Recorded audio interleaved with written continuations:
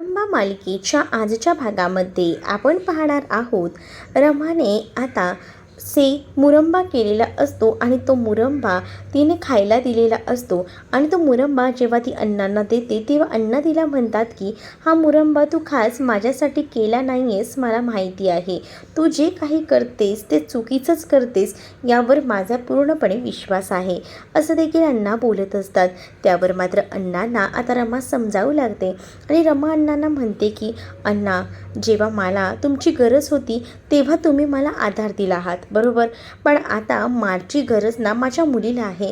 कारण माझी मुलगी कोणत्या परिस्थितीतून जाते हे मी स्वतः पाहत आहे आणि त्यामुळेच ना मला माझ्या मुलीची काळजी वाटते. कारण तिथे असणारी इरावती ती आमच्या मुलांना बिघडवायचा प्रयत्न करते. पार्थ आणि ताराला तर पूर्णपणे तिने वाट लावून टाकली आहे आणि तीच वाट आरोहीची तिने लावायला नको यासाठी माझा जीव नुसता वर खाली होतोय. मला अक्षयसाठी नाही तर माझ्या मुलीसाठी, आरोहीसाठी त्या घरात जायचे. प्लीज ना अण्णा, समजून घ्या ना मला. पण तरीसुद्धा अण्णांना ना आता काही एक बोलणं रमाचं ऐकायचं नसतं. रमाला ते म्हणतात की मला एवढंच कळतंय की तुझा सगळा जो काही विचार आहे तो चुकीचा आहे. तू फक्त त्या गोष्टीने विचार करतेस, पण तू आतापर्यंत किती त्रास, किती वेदना सहन केल्या आहेत या गोष्टी तू विसरू नकोस, असं देखील आता म्हटलं जातं. मग काय, या सगळ्या गोष्टी ज्या आहेत ना त्या बोलल्यानंतर खूप मोठा धक्का जो काही आहे तो खरं तर रमाला बसतो. रमा एवढं सगळं समजून सांगत असते, पण तरीसुद्धा तिला समजून घ्यायचंच नाही असं अण्णाने ठरवलेलं असतं. अण्णा रागाने तिकडनं उठून निघून जातात तर रमासुद्धा आता त्यांच्या मागे जाते. रमा त्यांना समजवायचा प्रयत्न करते, पण रमाचं ते ऐकत नाही. तेवढं तर साई तिथे येतो आणि साई जेव्हा आता तिथे येतो तेव्हा मात्र आता रमाला तो सांगत असतो की काळजी करू नका, सगळ्या काही गोष्टी ठीक होतील, मला माहिती आहे, मला विश्वास आहे, तुम्ही टेन्शन घेऊ नका, असं देखील आता साई जो आहे तो बोलू लागतो. आणि जेव्हा साई या सगळ्याबद्दल रमाला सांगतो तेव्हा रमासुद्धा भरून पावते. रमा म्हणत असते की हो, पण मी त्या सगळ्या गोष्टीचा विचारच करत होते. दुसऱ्या दिवशी सकाळी आता साई आणि रमा गाडीने चाललेली असतात. त्याच वेळेला रमा साईला म्हणत असते की आपण कुठे चाललो आहोत, प्लीज मला जरा सांगाल का. पण साई म्हणतो की थांबा ना, तुम्हाला मी घेऊन चाललोय ना, तुमच्यासाठी खास असं सरप्राईज आहे, चला. आणि त्याचसोबत आहे ना गाडीतून उतरा असं देखील एका पॉईंटला गेल्यावर तो रमाला सांगतो. मग काय, रमा गाडीतून उतरते आणि रमा जेव्हा गाडीतून उतरते ना तेव्हा म्हणते की काय आहे आता, सांग ना. आणि समोर ना पार्वती आजी उभ्या असतात. पार्वती आजींना बघून ना रमाला खूपच जास्त आनंद झालेला असतो. रमा म्हणत असते पार्वती आजी इथे, आणि त्यामुळे आता पार्वती आजी देखील रमाला भेटते आणि तिला बघूनच खूप जास्त खुश झालेली असते. कारण पार्वती आजीला त्या दिवशी जे काही बोलली होती ना त्या सगळ्या गोष्टी आता आठवू लागतात आणि म्हणूनच पार्वती आजी म्हणते की रमा, त्या दिवशी माझ्याकडनं चूक झाली, खरंच मी सॉरी बोलते, पण आज ना जेव्हा गरज होती तेव्हा पुन्हा एकदा तू आमच्या पाठीशी खंबीरपणे उभी राहिलीस, तेच माझ्यासाठी खूप आहे. सीमाची तब्येत खरंच खूप खराब झाली आहे आणि तिला ना तुझ्या मुरंब्याची गरज आहे आणि म्हणून मी तुझ्याकडे मुरंबा मागितला. साई, खरंच थँक्यू, असं देखील आता रमा साईला म्हणत असते. तरी ते पार्वती आजी देखील साईला थँक्यू म्हणते, कारण अशा पद्धतीने रमाची आणि पार्वती आजीची त्यांनी भेट घडवून आणलेली असते. कारण पार्वती आजी आणि रमाची भेट घडवून येणार नव्हती आणि ती घडवून आणण्याचं काम हे उत्तमरित्या तिनं केलेलं होतं आणि त्यामुळेच आता रमा जी आहे ती प्रचंड अशी खुश असते. तर रमाला आता पार्वती आजी त्या दिवशी घडलेल्या प्रकरणाबद्दल सांगून माफी मागू लागते. त्यावर रमा म्हणते की पार्वती आजी, नको स्वतःला वाईट वाटून घेऊ, स्वतःला त्रास करून घेऊ नका, मला माहिती आहे तुम्ही समोर कोणीतरी असेल म्हणूनच तसं वागला असाल, यावर माझा पूर्णपणे विश्वास आहे, असं देखील रमा आता बोलत असते. पण पार्वती आजींना आता सीमाची देखील तितकीच काळजी असते, म्हणून खास सीमासाठी का होईना त्या आता रमाकडे तो मुरंबा मागण्यासाठी आलेल्या असतात. आणि जेव्हा तो मुरंबा रमा त्यांच्या हाती देते ना तेव्हा रमा त्यांचा आशीर्वादसुद्धा घेते. कारण रमासाठी या सगळ्या गोष्टी ना खूप जास्त इम्पॉर्टंट असतात. ती आता स्वतःहून तिथे जाऊ शकत नसते, पण आता ती जरी स्वतःहून तिथे जाऊ शकली नसली तरीसुद्धा तिचा मुरंबा हा पार्वती आजींकडून तिथपर्यंत पोचणार हे सुद्धा तिला माहिती असतं आणि म्हणूनच तिने योग्य संधी साधून पार्वती आजींकडे तो आता मुरंबा दिलेला असतो. कारण तो मुरंबा खाल्ल्यानंतर नक्कीच सीमा बरी होईल यावर विश्वास असतो. इथे मात्र सगळीजण उभी राहून आता सीमाला सांगत असतात की थोडं खाऊन घे, पण सीमाला काही खायचं नसतं. सीमा म्हणत असते की मला काहीच नको आहे, मला रमा हवी आहे, रमा. पण आता रमा काही झाली तरी तुला भेटणार नाही आहे, तुला जेवायचंच आहे असं इरावती तिला फोर्स करून सांगते. ते रमाला बघितल्यावर तुझं काही पोट भरणार नाही आहे या आवेगातच ती आता बोलत असते. आणि जेव्हा ती या आवेगात बोलत असते ना तेव्हा मात्र आता तेवढ्यातच पार्वती आजी तिथे येते आणि पार्वती आजी म्हणू लागते की ठीक आहे, तू खात नाही आहेस ना, बघ मी तुझ्यासाठी काय आणलेलं आहे. पार्वती आजीने रमाला सांगितलेलं असतं की तू सीमाला भेटायला घरात तर येऊ शकत नाही, पण तू खिडकीमधून तर सीमाला पाहू शकतेस ना, तू खिडकीमधून सीमाला मग तर झालं ना. मग काय, म्हणूनच रमा खिडकीमधून पाहण्यासाठी तिथे आलेली असते आणि रमा एकटक सीमाकडे पाहत असते. अक्षय म्हणतो की पार्वती आजी काय करायचं आहे, आई काहीच खायला तयार नाही आहे. मग आता पार्वती आजी म्हणतात की आता बघ ती सगळंच खाईल, मी तिच्यासाठी खास असा मुरंबा आणला आहे. काय मुरंबा, आणि तो सुद्धा कशाला, त्या हलकटबाईच्या हातचा. काही एक तिला देऊ नका, तिचं ना कोणत्याही गोष्टी चांगल्या नाही आहेत असं देखील आता म्हटलं जात असतं. मग काय, इकडे मात्र आता खूपच जास्त राग जो काही आहे तो खरं तर अक्षयला येत असतो. कारण अक्षयला माहिती असतं ना की त्या मुरंबामध्ये किती ताकद आहे आणि त्यामुळेच अक्षयला माहिती असतं की सीमाची तब्येतसुद्धा सुधारणार आहे. आणि म्हणूनच तो आता म्हणत असतो की आई हा बघ तुझ्यासाठी मुरंबा आणला आहे, हा तेवढा खाऊन घे. मग आता अक्षयही खुश झालेला असतो कारण अक्षयला माहिती असतं की हा मुरंबा दिल्यानंतर आपल्या आईमध्ये बरेच बदल घडतील आणि अगदी तसंच काहीसं परिणाम जे आहेत ते आता दिसू लागलेले असतात. कारण जेव्हा अक्षय जो आहे तो त्या मुरंब्याची भरणीचा उघडतो ना तेव्हा त्या मुरंब्याचा वास, तो जो काही मुरंबाचा सुगंध सगळ्याकडे पसरलेला असतो ना, त्यामुळे आता लगेचच सीमा काय, कुठे, रमा आली का असं म्हणू लागते. कारण रमानेच हा मुरंबा केला आहे याची पूर्ण खात्री तिला असते. कारण रमा पहिल्यांदा मुरंबा बनवायची, तो सुद्धा खूप जास्त आवडायचा. तर तोच मुरंबा आता इथपर्यंत आलेला आहे याचा आनंद झालेला असतो. तर रमा मात्र हे सगळं काही खिडकीतून बघत असते. रमाला सुद्धा या सगळ्याचा आनंद होत असतो की आईंना आपल्यामुळे का होईना बरं वाटते आणि म्हणूनच ती इकडे तिकडे पाहत असते. तर अक्षय जो आहे तो मात्र तो मुरंबा द्यायला बघत असतो, पण इकडे इरावती या सगळ्याला नकार देत असते. ती म्हणत असते की काहीच गरज नाही आहे हिला हे सगळं द्यायची, कारण आतापर्यंत काय या मुरंबाच्या भरोशावर आपण थांबलो होतो का, डॉक्टरांची औषधंसुद्धा सुरू आहेत ना, मग कशाला इतका विचार करताय. तिला जेवण द्या, बरोबर ती जेवण खाईल. आता पार्वती आजी आणि अक्षयची खूप जास्त भांडणं या मुरंब्यावरनं होऊ लागतात. तर दुसरीकडे मात्र इरावतीसुद्धा खूपच जम्पिंग जॅक उड्या मारत असते.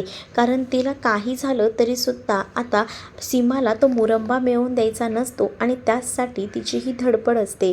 पण दुसरीकडे मात्र अक्षयला हा मुरंबा सीमापर्यंत पोचवायचा असतो आणि म्हणूनच सीमाकडे तो पोचवतोसुद्धा. म्हणजेच काय, तर सीमाला त्या मुरंब्याचा सुवास दाखवला ना की ती खुश होते आणि ती म्हणते माझ्या रमाचा हा मुरंबा. आणि त्याच वेळेला थांब, तुला लगेच देतो मी हा मुरंबा काढून असं देखील अक्षय म्हणतो. ज्या ताटात त्याने ते जेवण आणलेलं असतं ना त्याच ताटात आता तो मुरंबासुद्धा काढून देतो आणि तो म्हणत असतो की आई हा मुरंबा खाऊन घे, म्हणजे तुला बरं वाटेल, बघ हा मुरंबा आहे. आणि असं बोलून तो आत्ता मुरंबा त्या ताटामध्ये दिला जातो. मग काय, आवडीनेच ती तो मुरंबा चाखते. तिला तो मुरंबा खूप जास्त आवडतो आणि त्याचमुळे आता ती म्हणते की हा मुरंबा माझ्या रमाच्या हातचा आहे, माझी रमा. असं बोलून ती आता तो मुरंब्याचा आनंद घेऊ लागते. आणि त्याच वेळेला आता अक्षयच्याही लक्षात येतं की रमा जी आहे ती या मुरंब्याच्या जादूमुळे काही करू शकते.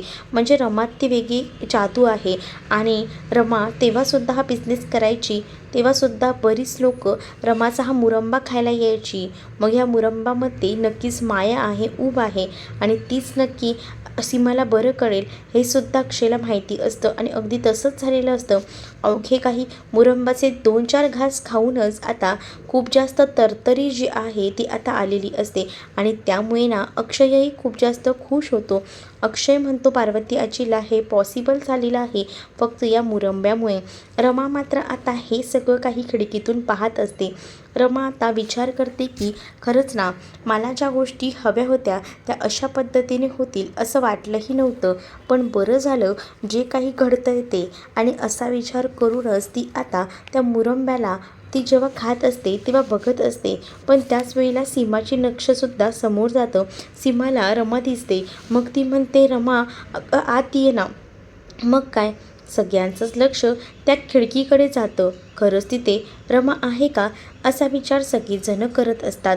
पण त्या खिडकीमध्ये आता त्यांना रमा दिसत नसते. तर रमा मात्र हळूच पाहत असते. रमा आता सांगू लागते की आहे तिथेच आहेत बघा, तिथेच आहे ती असं बोलून आता सांगितलं जातं.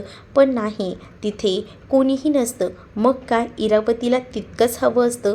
इरावती आता लगेचच जायला निघते आणि इरावती विचार करते की आपण एकदा बघूया की तिथे कोणी आहे ते. आणि म्हणूनच ती रमाला बघायला जात असते. तर रमासुद्धा तितकीच हुशार असते कारण रमाने आता तिकडनं पळ काढलेला असतो. कारण रमासाठी तेच जास्त गरजेचं होतं. रमाला माहिती होतं इरावती फक्त बहाणे शोधत आहे. कारण तिला जर एखादं गुपित एखादं भाड हाती लागलं तर नक्कीच ती त्याचा कांगावा करणार आणि तसंच होणार. आणि म्हणूनच तिनं आता तिकडनं काढता पाय घ्यायचं ठरवलेलं असतं. आणि या सगळ्या गोष्टी ज्या आहेत ना त्या अशा पद्धतीने घडत असतात की त्या बघूनच आता खूपच जास्त जो आनंद आहे तो रमाला होत असतो. आणि रमा जी आहे ती आता म्हणू लागते की पहिला मला मुरंबा द्यायचा होता आणि तो माझा देऊन झालेला आहे. तर दुसरीकडे आता इरावती आणि त्याचसोबत इकडे मालविका दोघीही बाहेर येतात आणि रमा कुठे आहे हे बघत असतात. तिला तेवढंच हवं होतं की काही झालं तरीसुद्धा आपण जे आहे ते आता बघूया की कुठे आहे ती. आणि म्हणूनच इरावती बघत असते कारण इरावतीला ना या सगळ्या गोष्टी त्या अण्णांना सांगायच्या असतात. आणि मग काय इथे तिचं कायमचंच येणं बंद असा काहीसा विचार तिचा सुरू असतो. पण ती ना कुठेही सापडत नसते आणि त्या गोष्टीचा मालविकाला राग येत असतो. मालविका म्हणत असते की त्या रमाने एवढूसा काही मुरंब आला तर तिला सगळ्यांनी डोक्यावर चढवलं. एवढा वेळ मी तिथे उभं राहून या लोकांना भरवत होती पण त्याचं काहीच नाही ह्यांना. खरंच ना ही कशी माणसं आहेत ना असं देखील आता म्हटलं जात असतं. मग काय या सगळ्या गोष्टी तर समोरासमोर घडतच असतात आणि त्यामुळे आता त्यांना ना या सगळ्या गोष्टीचा त्रास होत असतो. तर इकडे मात्र आता तुम्हाला काय झालंय, तुम्ही का अशा शांत आहात, मलाही सांगा ना, तुम्ही का हसताय असं मालविका इरावतीला म्हणते. तर इरावती सांगते की तुला माहीत नाही पण हा जो मुरंबा आहे ना तोच आपल्याला पुढे घेऊन जाऊ शकतो. म्हणजे काय मला कळलं नाही. मग इरावती सांगते अगं या मुरंब्यामध्ये ना एवढी जान आहे ना की हा मुरंबा ना काहीसुद्धा करू शकतो. म्हणजे हा मुरंबाचा पॅटर्न जो आहे ना तो प्रत्येकाला हवासा होता तेव्हा, पण त्यावेळेला तो पॅटर्न देता आला नाही कारण त्या पॅटर्नची सगळ्यांनाच गरज होती आणि तो पॅटर्न विकायला गेलं तर बरंच पैसे मिळू शकतात. पण त्यावेळेला त्यांना तो पॅटर्न विकायचा नव्हता. त्यांना बऱ्याच ऑफरही आल्या होत्या पण त्यांनी त्या नाकारल्या या सगळ्या गोष्टीसाठी. पण आता आपण याचाच फायदा करून घ्यायचा. म्हणजेच काय तर आपण हा पॅटर्न विकायचा आणि ते पैसे घ्यायचे आणि ते रमाच्या तोंडावर फेकून मारायचे. जेव्हा आपण ते पैसे रमाच्या तोंडावर फेकून मारू ना तेव्हाच तर आपल्याला जे हवं ते करता येईल. म्हणजे अक्षयची सुटका इथून होईल आणि मग आपण इकडनं लवकरात लवकर निघून जाऊ. जा लवकर त्या मुरंबाची बॉटल घेऊन ये. त्या मुरंब्यालाच आता आपण समोर ठेवूया आणि हा मुरंबाच आता आपलं काम करेल. असं काहीसं आता त्यांचं बोलणं सुरू असतं. मग काय या सगळ्या गोष्टींची व्यवस्थित वाटणी आणि हा सगळा जो काही धुमाकूळ आहे तो तर पूर्ण झालेलाच असतो. आणि त्याच वेळेला आता इरावती म्हणत असते की रमा आता खरी मजा येणार आहे. म्हणजेच काय तर तुला असं वाटत असेल की तू जिंकलेली आहेस पण तुला मी जिंकू देणार नाही. तर इकडे मात्र आता अण्णांना फोन केलेला असतो. अण्णांना जेव्हा अक्षय फोन करतो तेव्हा तो त्याच्या पैशांबद्दल म्हणजे पगाराबद्दल बोलत असतो. पण त्याचा पगार ना मुद्दामून अडकवून ठेवलेला असतो. त्याचा पगार द्यायलाही नकार दिलेला असतो. म्हणून अक्षय आता वेगळी टेक्निक लावून तो पगार काढायचा प्रयत्न करत असतो. त्यावर आता पुन्हा एकदा रागात तो म्हणत असतो की मला माझे पैसे हवे आहेत. आता ही कोणती पद्धत झाली पैसे मागायची, असं देखील अण्णा आता अक्षयला म्हणतात आणि बोलतात की पैशासाठी इतक्या खालच्या थराला जाशील ना, असं वाटलंही नव्हतं. आणि त्याच वेळेला आता इकडे अक्षयला इरावती एक आयडिया देते आणि इरावती अक्षयला म्हणते की बघ, मी तुला सांगू का आपल्याला काय करायचं आहे ते. आपल्याला ना आता काही झालं तरीसुद्धा समोर चित्र आहे तसंच उभं करायचं आहे. हा मुरंबा आहे, या मुरंब्याची रेसिपी पहिल्यांदा सगळीच जण तुमच्याकडे मागत होते बरोबर, पण ती रेसिपी तू कोणाला दिली नाहीस. मग आता हीच रेसिपी बाहेर विकायची आणि ह्याचेच पैसे घ्यायचे आणि हेच पैसे रमाच्या तोंडावर फेकून मारायचे आणि इकडनं जॉब सोडायचा आणि लगेच आपण आपल्या दुसऱ्या शहरात जाऊ, असं इरावती अक्षयला सांगू लागते. मग काय, अक्षय इरावतीकडे पाहत राहतो आणि इरावतीचं बोलणं तो निमूटपणे ऐकत असतो. पण आता कुठेतरी असं वाटत असतं त्याला की इरावती बोलते ते खरंच तसं करायला हवं का. तर दुसरीकडे मात्र आता रमाला कळून चुकलेलं असतं की अक्षय देवधरीचा पगार थांबवून ठेवलेला आहे अण्णांनी आणि तो पगार दिलेला नाही आहे. त्यामुळे आता रमा जी आहे ती केबिनमध्ये जाते आणि आता अण्णांना म्हणत असते की अण्णा, मला जरा तुमच्याशी बोलायचं आहे. त्याच वेळेला अण्णा म्हणतात की काय काय झालं आहे. तर अण्णांना रमा म्हणते की तुम्ही हे खूप चुकीचं केलेलं आहे. देवधरांचा पेमेंट का थांबवून ठेवलेला आहे, त्यांना त्यांचा पेमेंट का देऊन टाकत नाही आहात. त्यावर अण्णा आता रमाला म्हणतात की रमा, तू या सगळ्यामध्ये इंटरफेअर करू नकोस प्लीज. मग आता रमाही अण्णांवर चिडते आणि म्हणते की म्हणजे माझा काहीच हक्क नाही आहे का, माझी उगाचच सही घेता का मग तुम्ही. जर माझा काही हक्कच नसेल तर मला तसं सगळं सांगून टाका, असं देखील रागारागाने रमा अण्णांना बोलते. त्यामुळे अण्णा आता रमाकडे पाहू लागतात. तर तुम्हाला हा भाग कसा वाटला हे नक्कीच मला कमेंटमध्ये सांगा आणि अशाच नवनवीन भागांसाठी आपल्या चॅनललासुद्धा सबस्क्राईब नक्कीच करा. चला तर मग भेटूया पुढच्या भागामध्ये. तोपर्यंत टाटा बाय.